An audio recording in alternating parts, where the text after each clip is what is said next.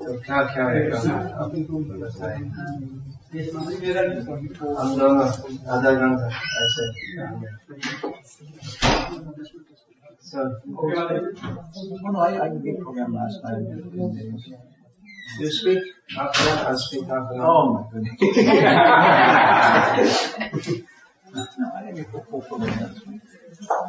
I came to hear your Vishnu Sahasranam. Oh, I wasn't I was in Hawaii class too. Oh. Should I speak on that? Should I even speak in Hindi? So Hindi Also, English, about some English, only one in English. About one Hindi is. But everyone knows English, so I don't speak English. Yes. Definitely, I think that'll be better one. Yeah. Because there are a couple of families who don't speak. Yeah, I don't know. Tamil wale thi. Tamil. Kannada. Kannada. Yeah, I don't know Kannada. Gujarati. Gujarati तो तो सब हिंदी. सब Bollywood movie देखते हैं. Telugu वाले. Telugu Tamil also. Let's say kuncham.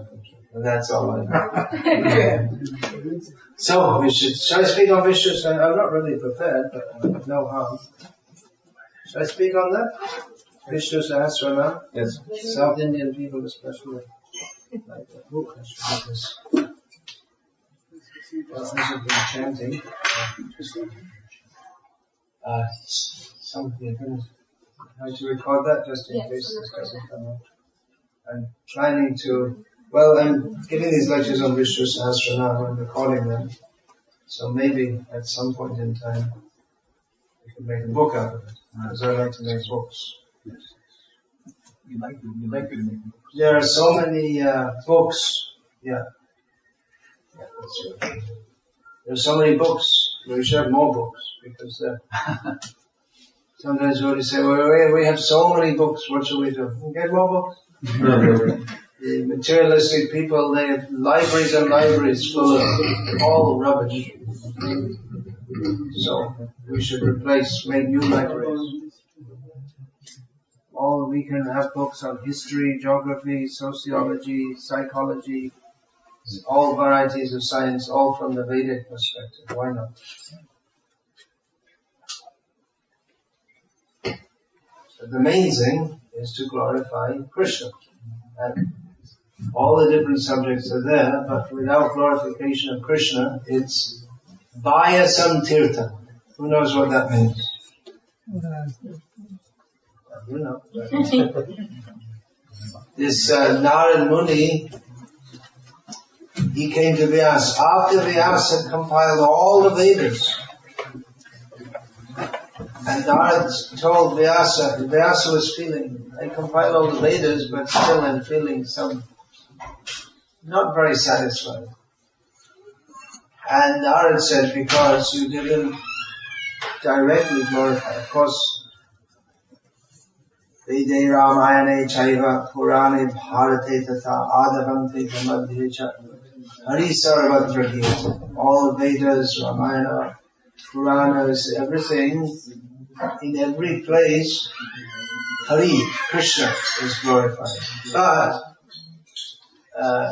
the Vedic literature is constructed in such a way that Krishna, who is the actual object, Vedeshta Sarvera Hameva Vedyaha, the actual object of knowledge, cannot often be found. Vedeshu Durlabham. Difficult to find. For those who know, they can find him everywhere.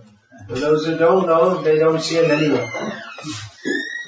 Just like we are told that electricity is everywhere. But I don't see it. Someone who's trained in physics, they can understand electricity is everywhere. So those who are devotees, they can see Krishna, they find Krishna everywhere in the Vedas. And others, they don't find him at all. So, Vaya Samtirtham. This means Vyasadeva he was feeling morose, and Narad told him, because you have made so many books which are just suitable for crows. I don't see so many crows in America. In Indian cities, there are many crows. That's actually a symptom of Kali Yoga. The number of crows increases.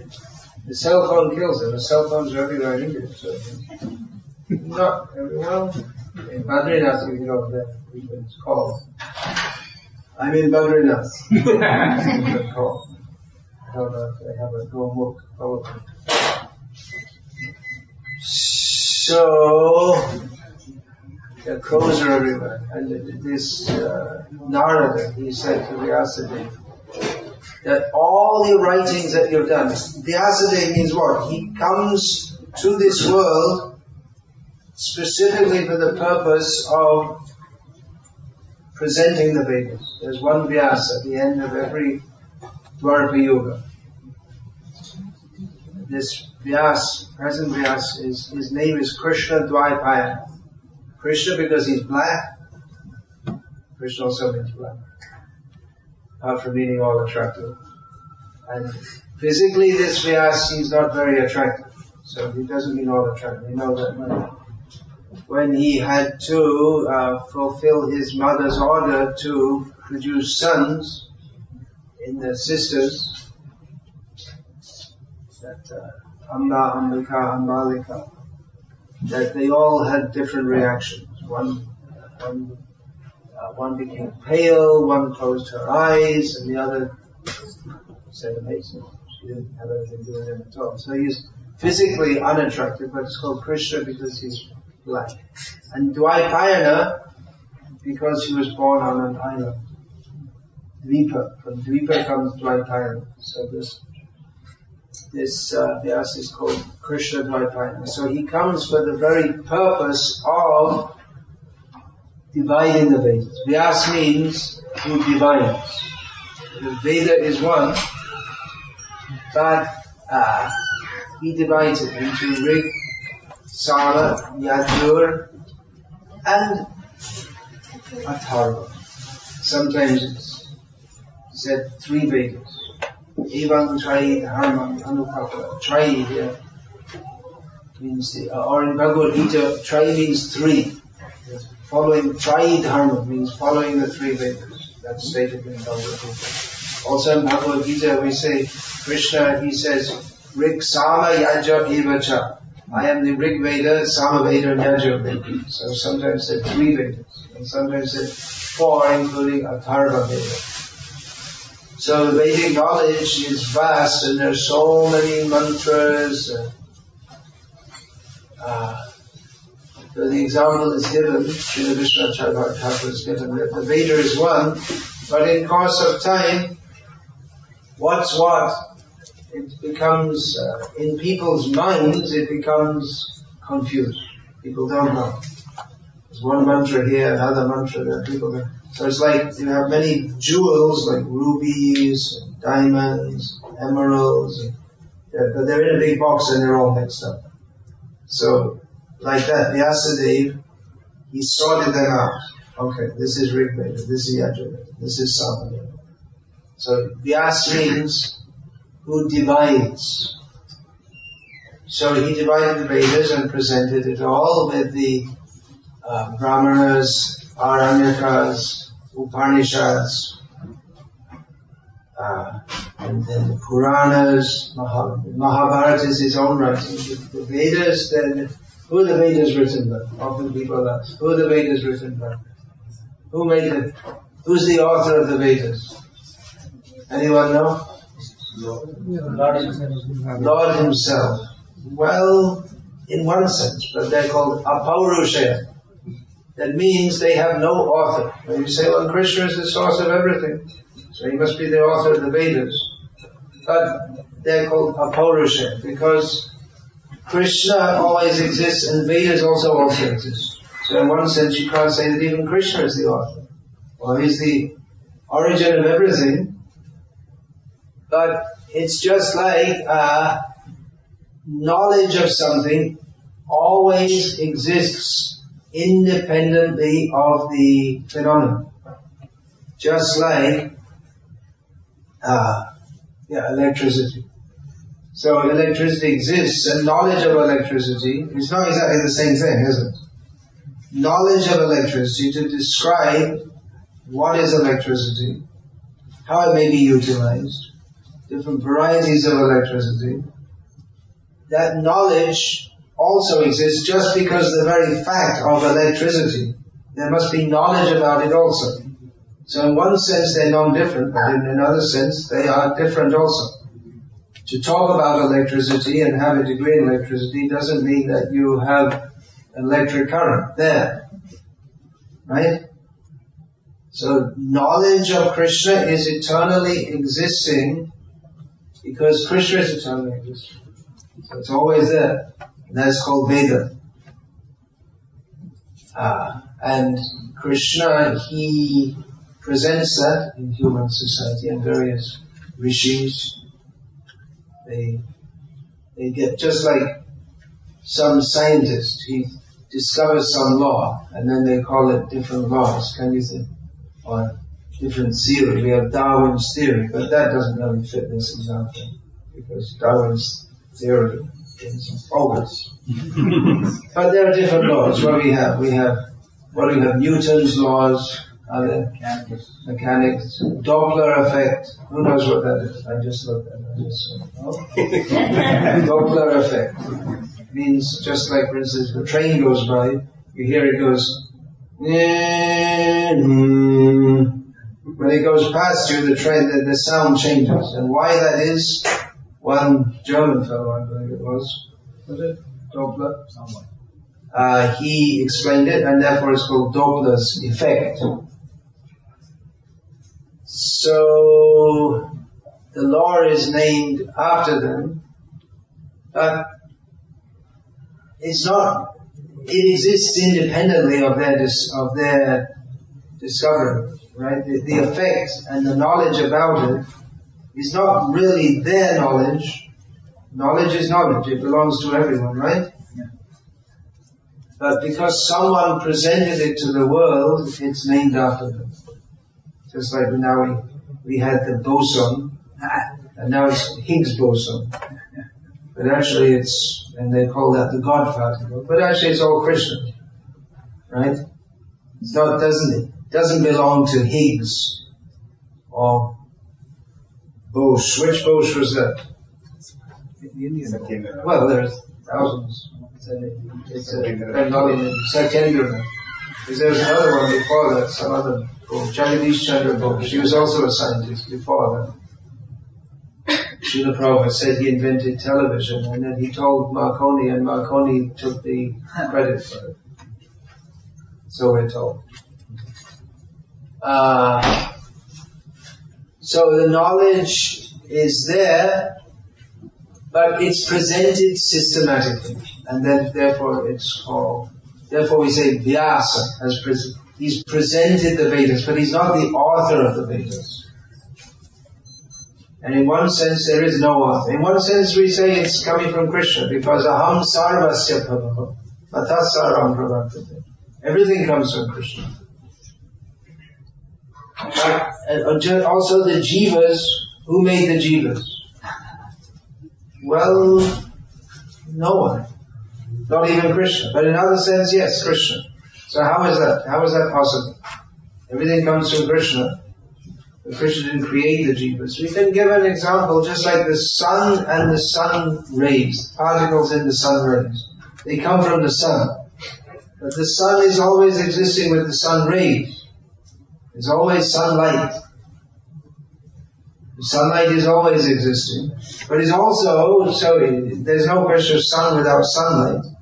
But the sunlight is different from the sun. Right?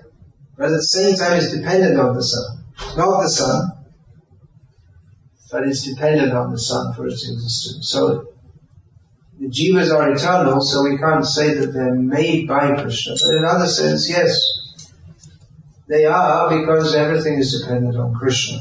Everything comes from Krishna. So the Vedas, Veda Narayana Saksha. Veda is directly Narayana. And comes from his breathing.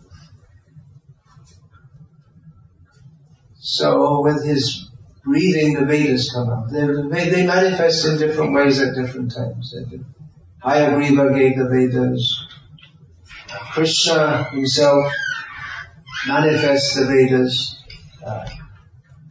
to Brahma, Tene Brahma Hridaya Adi Kavine. Brahma here means Vedic knowledge. That was manifest by him, by Krishna, to Brahma. So the Vedas come from Krishna. At the same time, in one sense, they're independent of Krishna. In the sense that knowledge of an object or a phenomenon exists, in one sense, independently of it. In another sense, it's completely dependent on it. Just like if there's no electricity, then you couldn't have knowledge of electricity. There'd be nothing to speak about. So the Vedas, they manifest from Narayana, Purusha, I understand. So Vyasa, he divided all the Vedas, and he wrote 2 books of his own, also Mahabharata and Vedanta Sutra.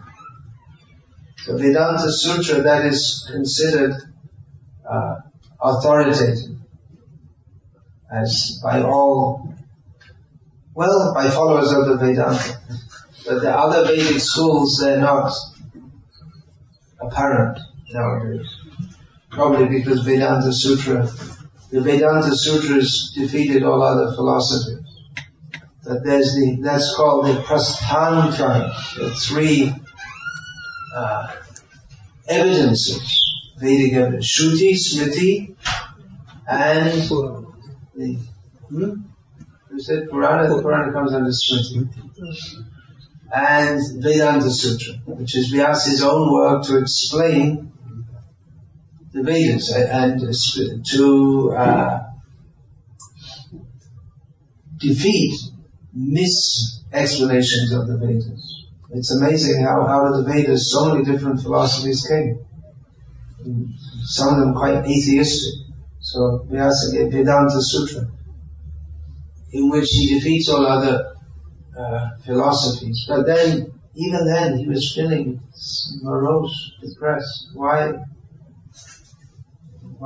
is he feeling depressed? I did what I came to this world to do this job, and I've done it. I presented all the Vedas. I presented Mahabharata. I presented Vedanta Sutra, and still, what's wrong? And Vyasadeva said, "Oh, what you've given, it's all just suitable for crows." Vyasa's come to this world. Sorry, Narada said. And Vyasa, all this, but I came to this world specifically to do this. And Narada's come, and he's fulgent, self-realized, and he's telling me it's just like for crows, and then what's going on here? Because without direct glorification of the Supreme Lord, without clearly establishing the Supreme Personality of Godhead, Krishna, then people are almost certain to misunderstand. Now, Krishna is presented everywhere in the Vedas, in many places indirectly, but many places directly also. Vedas and in Mahabharata we find that Krishna is directly glorified as the Supreme Personality of Godhead. But then sometimes also Shiva is in the Mahabharata. Krishna himself describes Shiva as Supreme in Mahabharata, and sometimes he recommends everyone to worship him. He says, there's no difference between me and him. And Shiva also says the same thing, no difference between me and him. Is there a difference? No difference. It's right there in Mahabharata. There's still a difference. Otherwise, why do you say Krishna and why do you say Shiva? And Shiva doesn't have Rasa Leela. And Krishna is not the husband of Durga. So there's difference also. Difference and non-difference. There's no difference. Right? What's the difference? Kshiram yathada dīvikāra vishesha yogat sanjayate nahi tatah pritadasti hetoho yah shambhutamapi tatha samapaiti kāya. Govindam Adi Purusham Tamam. Govinda is Adi Purusha. Shiva is not Adi Purusha. Govinda, Krishna, he is Adi Purusha. So the difference is like this between yogurt and milk. What is yogurt? Milk. Nothing but milk. Of course, if you buy it in America, you might have glycerin and some other things added. But yogurt, in essence, is nothing but milk. Just a little culture. A few bacteria. You can't even see it. But the change, it's nothing but milk, but the quality is different. In many ways different. If you boil yogurt, it cuts what's curdled. Tastes quite different, has a different effect in the stomach. So it's same in one sense, but very different in another sense also. This is a common question. Lord Shiva is Supreme. He's Parameshwar, everyone knows. He's Parameshwar, it's a common name for Lord Shiva. And his wife is Parameshwari. So, Parameshwar is the Supreme Controller. How can you say there's anyone greater than him? Must be true. What do you think? Parameshwar, Shiv Shankar. So that's true. We don't dispute. Para means there's no one superior. So how can you say Krishna is superior? So Shiva is superior, yes, that's true. Supreme control. But we have to see his jurisdiction is where? In this material world. He's Durgesh. This material world is Durga. It's a prison house. Fortress for keeping us inside. No, fortress usually for keeping other people out. But this is fortress for keeping us inside. We're trapped inside prison. So, for those of us who, those who have only, they see this world and nothing else, then Shiva is super. But there is a spiritual world beyond that. Just like if you're living in a village in the pre-internet age and pre-industrialization age, then you may not be, mostly village people are not very educated. So they may not. Of course, in any kingdom, in traditional times, you would know who the king is, wherever they are. But anyway, it's just an example. You may see in your village, there's someone who's very powerful. You think, he is. You never go outside the village. You don't know what's going on in the next village. So, you think, well, there's no one more powerful than the local landlord. Whatever. In the village, whatever he says, everyone has to follow.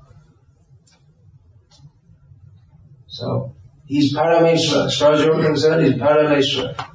But that's a very limited vision. Beyond him, there's a local king, and then there's of several other villages. There may be the local king. He's king of some area 1/10 the size of Texas.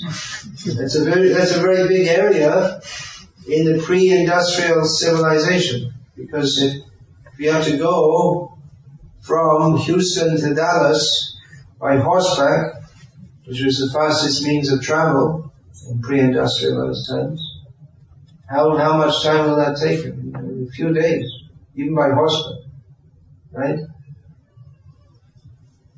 There may not be any proper road even. There may not even be any Houston or Dallas, actually.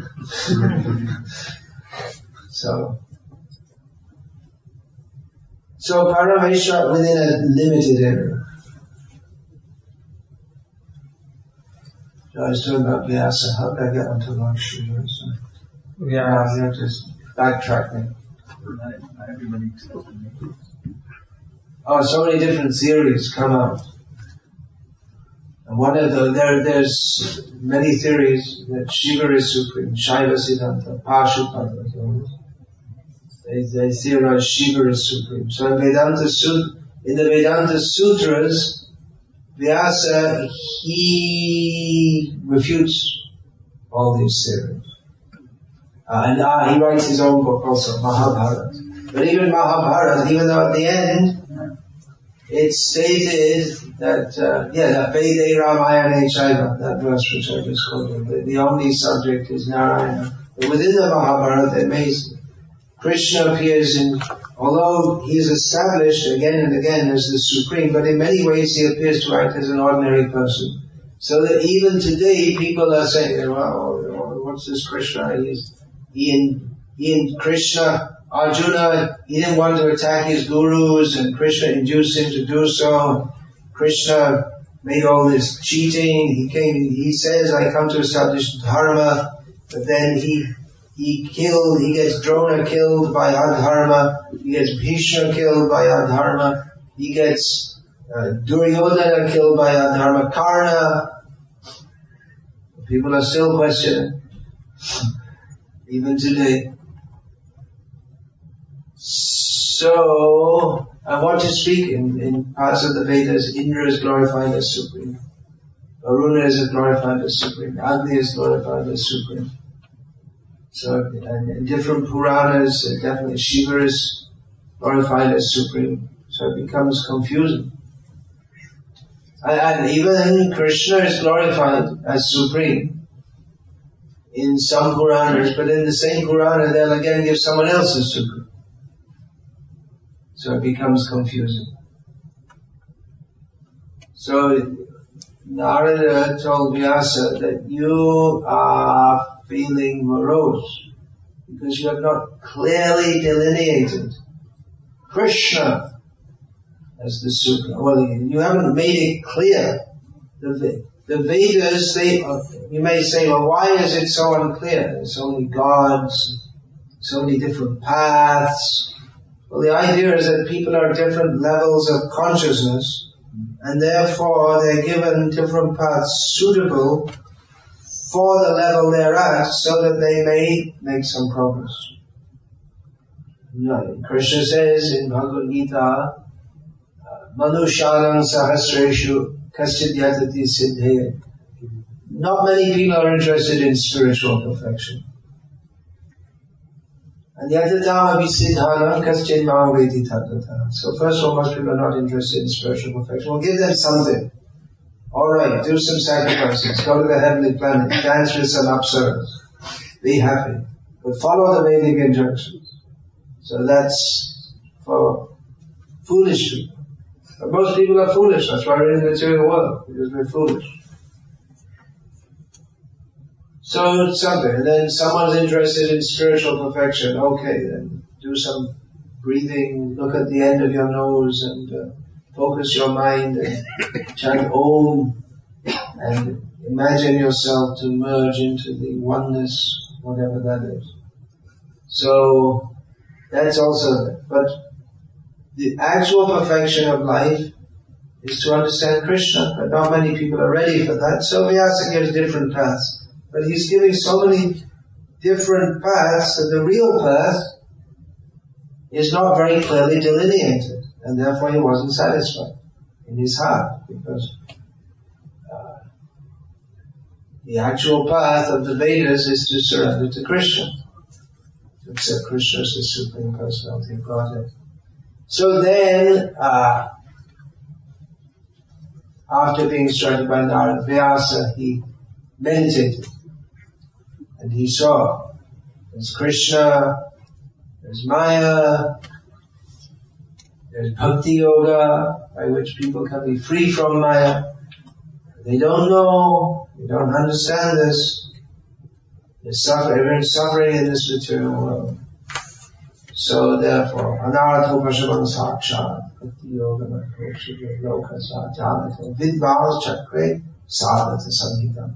Vyasa writes about himself in Srila Bhagavatam that people are suffering in this material world because of anarthas, that which is not our real interest. We're pursuing goals that are not in our real interest. That doesn't sound very intelligent, does it? We're doing something which is not for our benefit. Who would do such a thing? A fool. And who is doing? Everyone. Everyone's a fool. people don't know that they can be relieved from all difficulty by the process of Bhakti Yoga. Therefore, Vyasa compiled this Srimad Bhagavatam, which gives knowledge of our real necessity. From the very beginning, Bhagavatam begins, Om Namo Bhagavate Vasudevaya. That's pretty clear. And who is this Vasudeva? Vasudeva means one who lives everywhere. So you may think it's some impersonal, one that is manifest everywhere. So you may think it's something impersonal. But no, that's first 3 verses of Bhagavatam. I think all is very clear. What is, actually it appears to be a paradox. That this Bhagavatam begins, Om Namo Bhagavate Vasudevaya, which leads us to offer obeisance, Namaha, to Vasudeva, which means who's everywhere, son of Vasudeva also means, and also means Bhagavate, so the supreme Bhagavan, who is full of all opulences. So that points to the personal, personality, Bhagavan. Then next comes Janmadyasya Yataha. Janmadyasya Yataha means from whom everything comes. And this refers to Vedanta Sutras, in which the first sutra is Atato Brahma Jignasa. Now we should inquire into the nature of Brahma, ultimate reality. And then the second sutra is Janmadyasya Yataha. The ultimate reality is that from which everything emanates. So the Srimad Bhagavatam begins with first of all offering respect to Bhagavan, the Supreme Personality of Godhead. And then the next words, Janmadyasya Yataha, that from which everything emanates, which is generally understood Brahma to be impersonal. This Janmadyasya Yataha, this is in 4 words condensed into 2 words, is a summary of the Taittiriya Upanishad statement. Yato vahimani bhutani jayante. Yato vahimani bhutani jayante. What's the next slide? Yena jatani jivanti. Yat prayatna visam vishanti.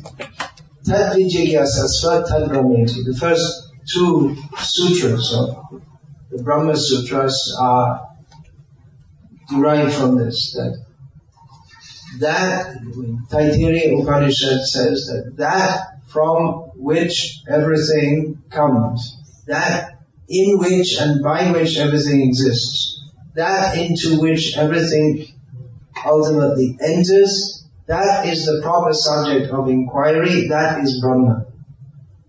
That is, so this is generally considered to be impersonal.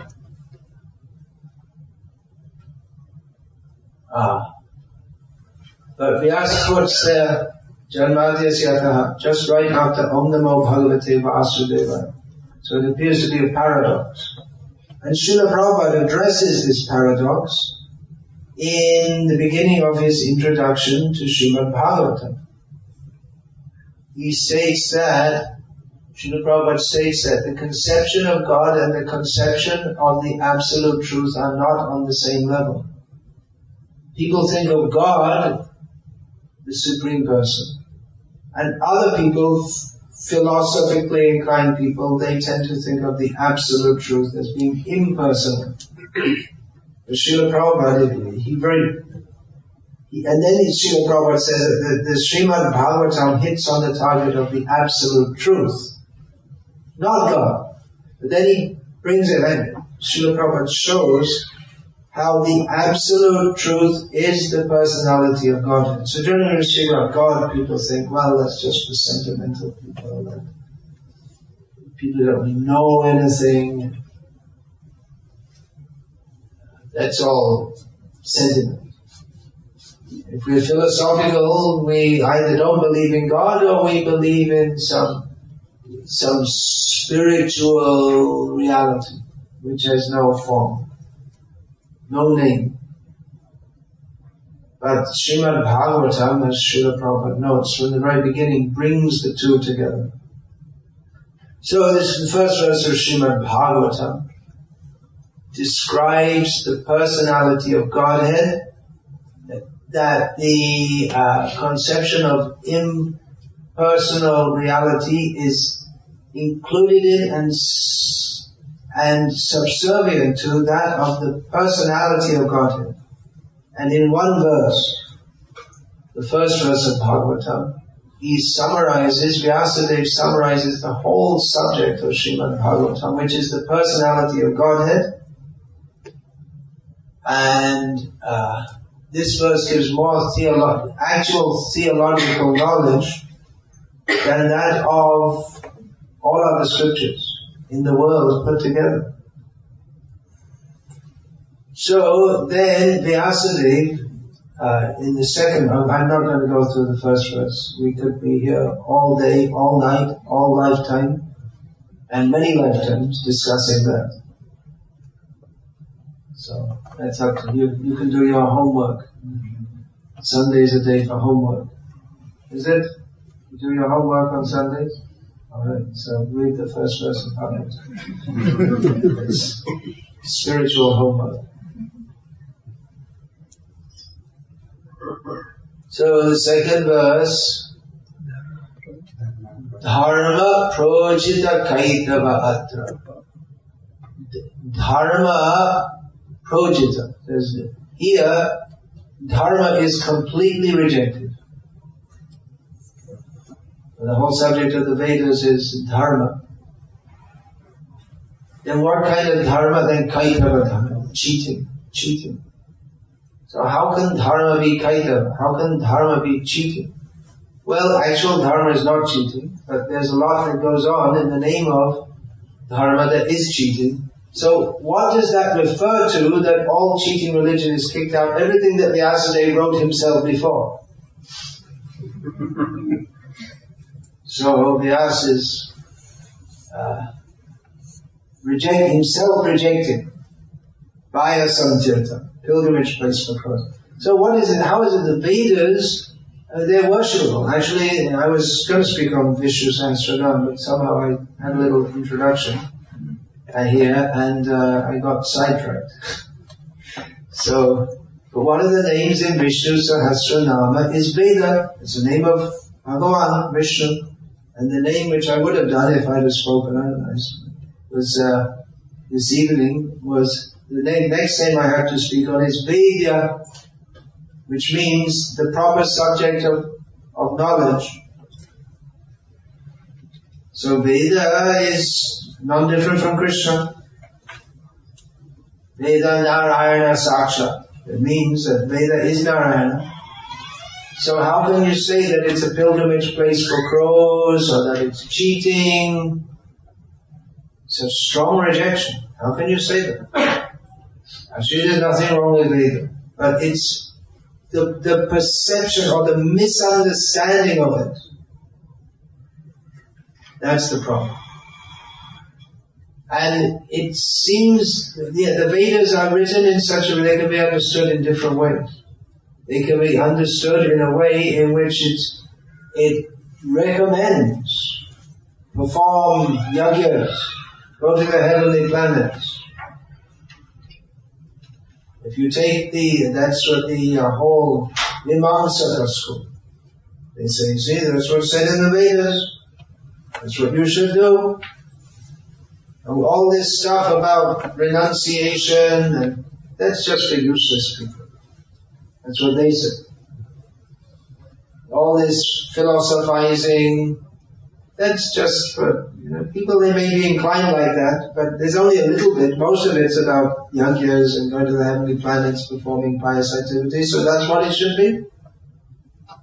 And those other things are there for the just some people who didn't really get it. That's what they say. So it can be understood, but then if one has, especially Madhvacharya, he has shown how all the Vedas, every word is simply indicating Vishnu. Everything is meant for Bhakti. And we say, but what is it? Indra is supreme, Agni is supreme. That should be understood that when it's stated like that, well, one perspective is that Indra is seen as supreme by people who are not ready to surrender to Krishna. For them to accept someone as supreme is a step up on thinking Ishvaroham, I am supreme. Which even the worm in stool thinks, every conditioned soul thinks like that. So to think of, to recognize a power higher than oneself is a step up. But more intrinsically, Indra, whatever power he has, comes from Krishna. Therefore, we should read Vishnu Sahasranam. We have named. I've just been through the names. Upendra, which means Vamanadev, and is generally understood to mean who follows Indra. It means he's younger than Indra. But another name is Indrasya Upari Ityupendra, who is Upa. He's above Indra. He's superior to Indra. And another name is Atindra. Ati-Indra. More Indra than Indra. Or bigger than Indra. So these are names of Vishnu. So it requires actually the Vaishnava to help us through this Shabda Jala Maharanyam Kevala Chitta Brahmanam Shankaracharya. That this so many words, just like a big net or a big forest in which we go round and round and round and we don't know where we're going. And so when the Vaishnava comes, Vedeshu Durlabham Durlabhamam Bhakto. What is very difficult to find in the Vedas, we can very easily have from the Vaishnava. Because the Vaishnava is studying so many books, wondering what is this, what is that, and the Vaishnava says Krishna. That's the answer. So Vyasadeva presented Bhagavatam in which the answer is given Krishna. And he says that all else is to be, all other understandings, they are to be rejected.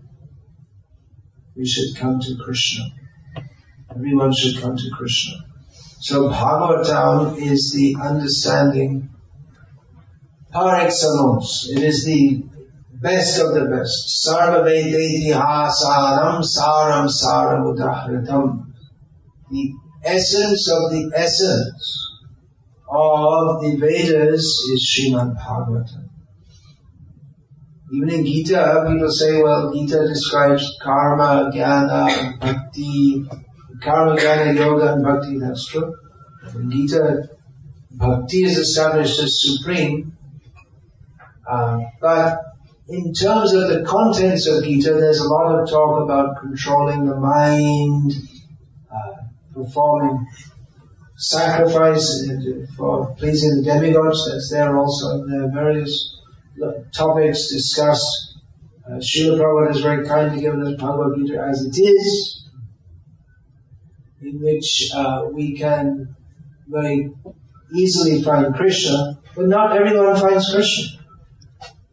Many people read Gita, and I don't know how they miss it, but Srila Prabhupada made it very clear to us, but people, they approach it with their own preconceptions, and they come up with all kinds of strange things. But just like, for instance, bhakti is clearly established as the topmost path in Bhagavad Gita. But then people have their own interpretation. Shankaracharya defines Bhakti as the strong desire to be liberated from the material world. So, if that's what you say, then Bhaktyamama Vijayanati, then the whole understanding becomes changed, which is why Bhaktisiddhanta Saraswati Thakur, if he very strongly desired to make a dictionary. Dictionary? I make a dictionary. Just chant Hare Krishna. But he wanted to make a dictionary defining all the words, because just like if we talk with people, people say, do you believe in God? I say, yes. But when they say God, they mean they have some idea of some nasty old fellow sitting on a cloud, creating people so that most of them get burned forever. So, and if you don't believe, you become burned. Believe or burn. That's all. And why should you believe? Don't even ask any questions, just believe. And if you say, well, that's what you say, Mr. Christian, but the Mr. Muslim says something pretty much the same and also says that I should believe it without asking any questions, otherwise I burn in hell. So what am I supposed to do? Am I supposed to be a Christian or a Muslim? Because you say you just have to believe. And if you get it wrong, it's like Russian roulette or something. You get it wrong, you're really in a lot of, you're finished forever. Enter into hell. All those who enter in give up all hope. There's no hope of coming out again. So, definition of terms is, what do you mean by God? What do you mean? Let's understand all these terms. Bhakti. If someone reads Bhakti, what is the meaning of? Actually, most of the Vaishnava schools, they also define Bhakti in terms of liberation. Bhakti, or it is meant for getting mukti, and they define mukti as service to Vishnu in Vaikuntha. That is the goal of Bhakti. It's only Chaitanya Mahaprabhu who's given this idea that we don't even want mukti. We only want service to Krishna. So, first of all, we should define what do we mean. That also mukti. The Vaishnavas, they also said our aim is mukti. But their idea of mukti, their understanding is not to merge into some literally undefined state. Although to say it's undefined is one kind of definition also. So the whole idea of nirvisheshvada it's self-defeating. If you say nirvishesh means it has no characteristic, but if you say it has no characteristic, that becomes a characteristic. So it's all self-defeating. It's like saying, never say never. Right? Never say never. If you say never say never, you already said never twice. So it's a self-defeating proposition. So, establishing Krishna as the Supreme Personality of Godhead. All these terms, everything should be understood very clearly. And that is the great gift of Srila Prabhupada, who is exactly like Vyasa for the modern age, for the Western world. All this complex philosophy in the Vedas and the Vedic schools, he's put everything very clearly and straightforwardly. And within the context of Bhagavad Gita as it is in Srimad Bhagavatam, showing that it's not just one point of giving this philosophy within the format of these shastras, is to establish the importance of these shastras. We could just write books and say Krishna is the Supreme Personality of Godhead, which would be true. We could write such books. But by presenting within the format of Shastra, of course the Shastra, Gita and Bhagavata, are fully perfect, pure, and authoritative in themselves. But to present the Vedic teachings within this format shows that Srila Prabhupada, he is not presenting something which is his own idea. It's not some philosophy. It's not Prabhupada's philosophy, just like we have Kant's philosophy, Hegel's philosophy, Shankara's philosophy, Ramanuja's philosophy. Of course, Shankara and Ramanuja, they all based their teachings on Shastra, but we understand it as their philosophy. But Srila Prabhupada, he presented the Shastra.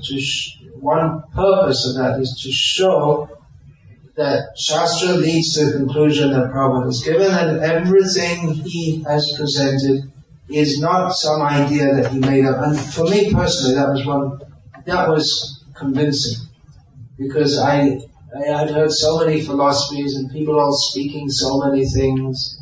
But the fact that Srila Prabhupada did not present, this is my idea, that he would always present, this is what Krishna says. This is what all the great acharyas say. And even Krishna himself, he presents like that.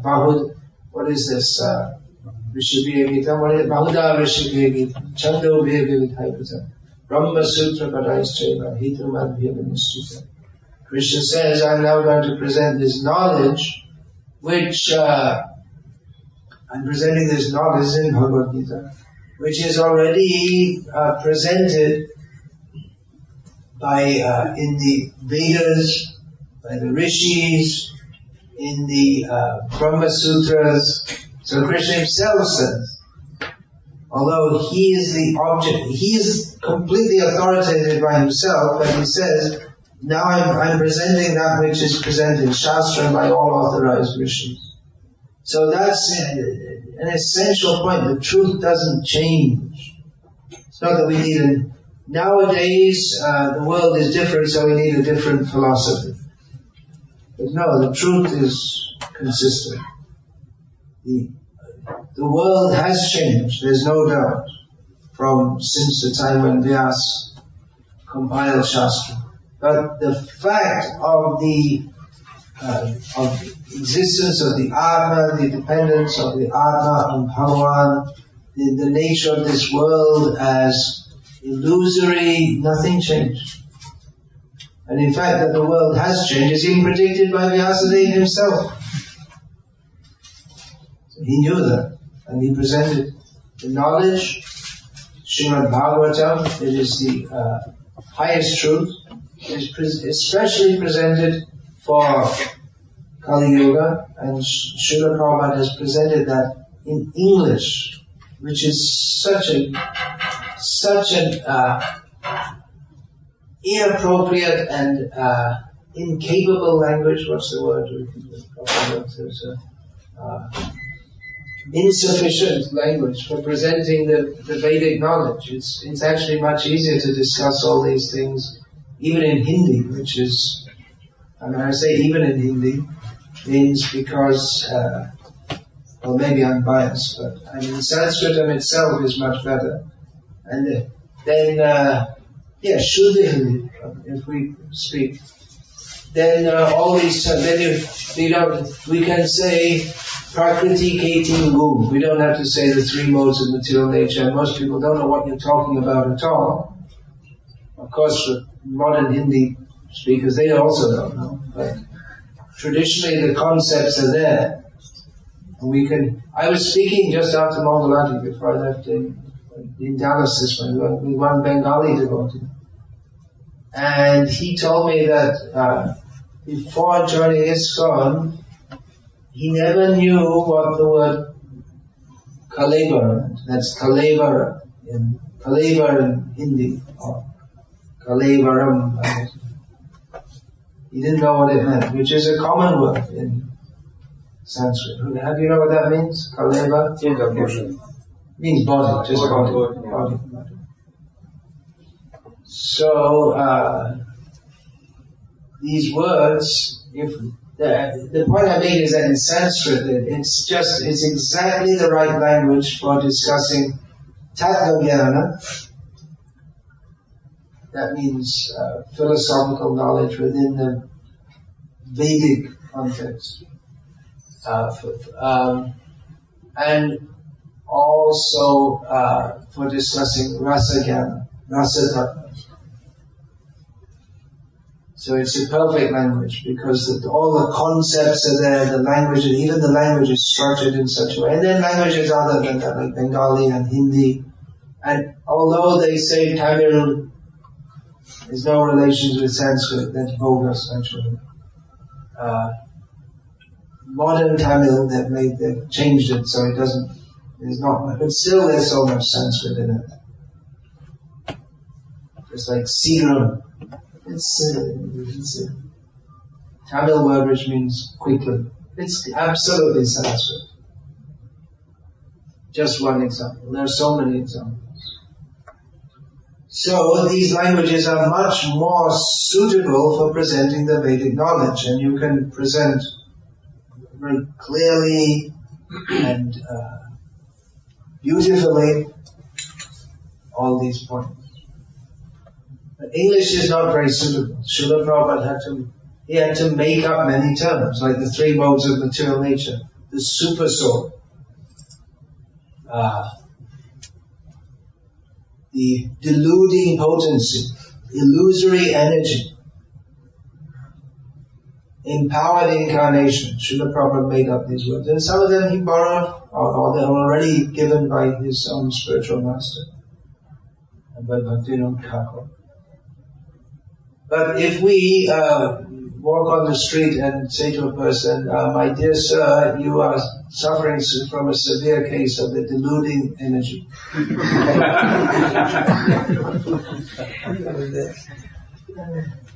What do you mean? Well, the three modes of material nature, the mode of goodness, no mode of goodness here, but a heavy dose of the mode of passion with a good admixture of the mode of ignorance. Well, the Shah, they wouldn't even give you that much time to listen. They just think you're crazy. What are you talking about? But there's no, of course you could just use nowadays among devotees in the West, we don't use those terms. We'll just, instead of saying living entity, we'll say jiva, because it's a better term and the devotees understand it.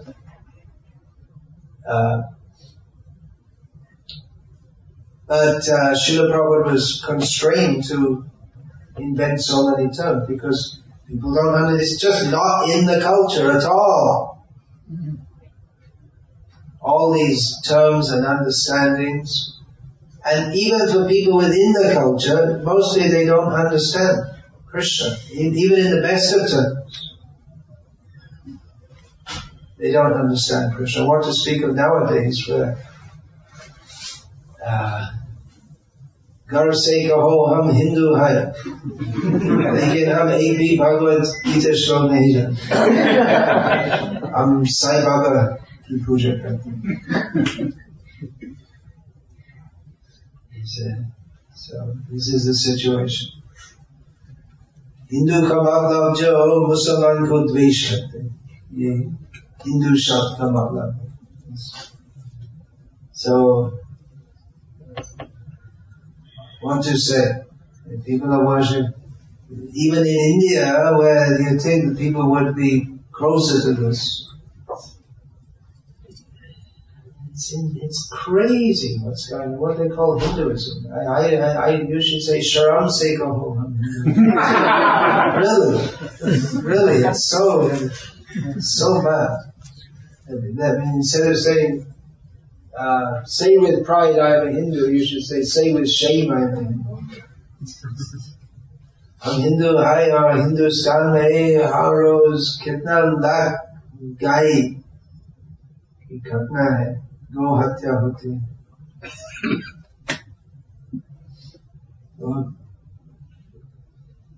Very sharam ki baat hai. Very.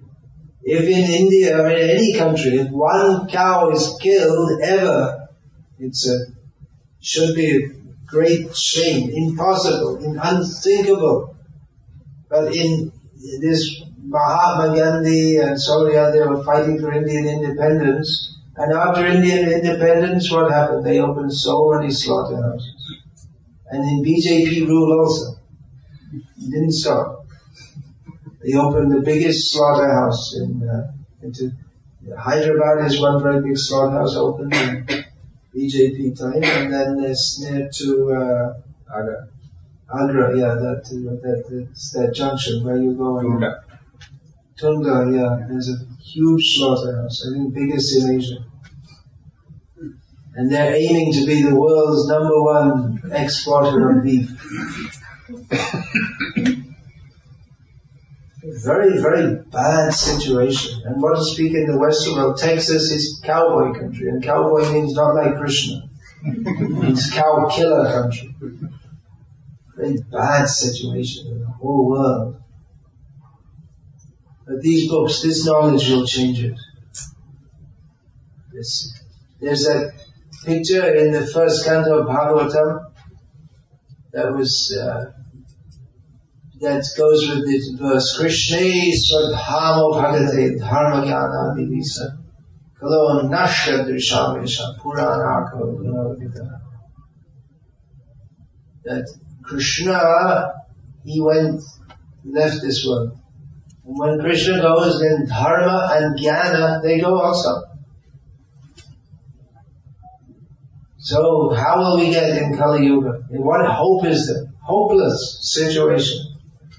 But Vyasadeva, he has given this Srimad Bhagavatam, which is like like the bright sunshine in the smoky darkness of Kali Yuga.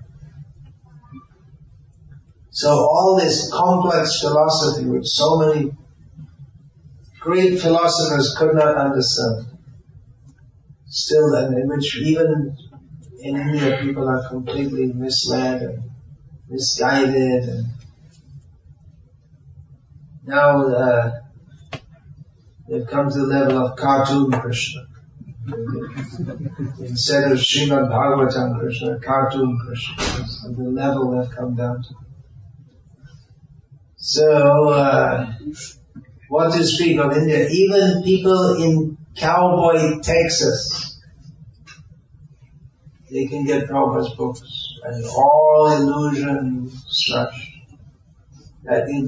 Without going through so many complex philosophies, all the essence, all the Vedic truths, Srila Prabhupada has given them. So, what's the conclusion? Please study Srila Prabhupada's books very carefully, such as the Bhakti Vaibhav. Please study the books.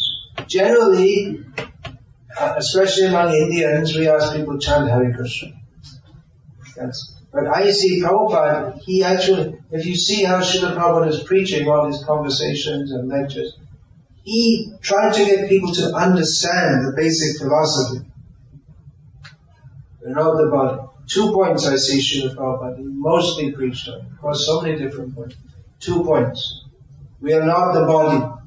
We are spirit, soul. The soul is eternal. The body is temporary. Another point, we are controlled. Therefore, we have to accept there is a control. And many other points also.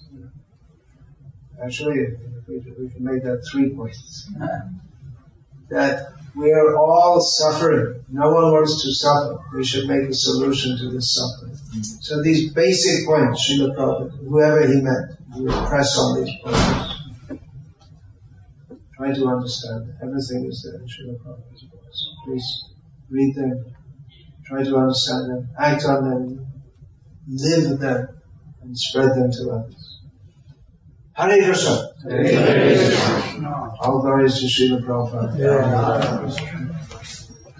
Yes, you want to present my books. as I was saying, we should have many books.